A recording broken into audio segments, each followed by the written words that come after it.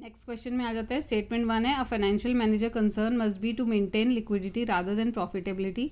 Statement 2 है, main objective of financial management is maximisation of profits. तो इसमें second वाला वो ऑप्शन लेंगे कि बोथ द स्टेटमेंट दोनों ही गलत हैं।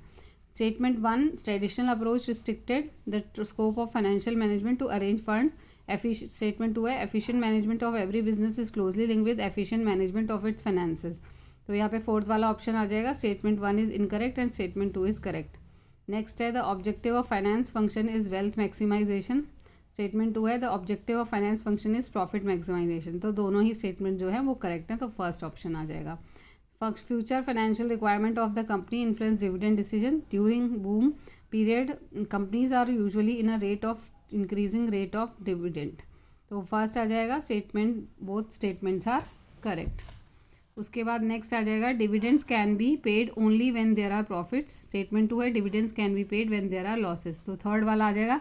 थर्ड वाला हमारा क्या था कि स्टेटमेंट 1 इज करेक्ट पर स्टेटमेंट 2 इज इनकरेक्ट। नेक्स्ट आ जाएगा, over capitalisation is desirable, under capitalisation is more desirable. तो सेकेंड स्टेटमेंट आ जाएगा, both the statements are incorrect. Next है, long term finance is required for the purchase of dash assets. Fixed, tangible, intangible या variable. तो fixed assets होंगे। Financial management is least concern for financial forecasting, allocation of funds, establishing assets management या gross profit ratio. तो gross profit ratio. Which of the following are not a function of management, planning for fund, raising of fund, allocation of fund, all of the above. तो all of the above answer सही है। Dash refers to makeup of a firm's capitalisation, capital, capital structure, funds या none of the work. Capital structure होता है।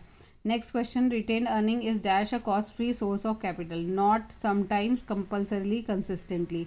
तो not आ जाएगा यहाँ पे।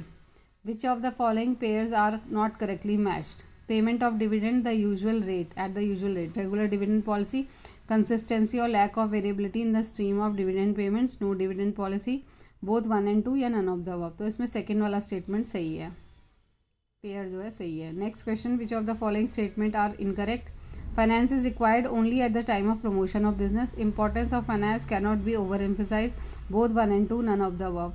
तो यहाँ पे जो होगा हमारा फर्स्ट वाला ऑप्शन सही होगा।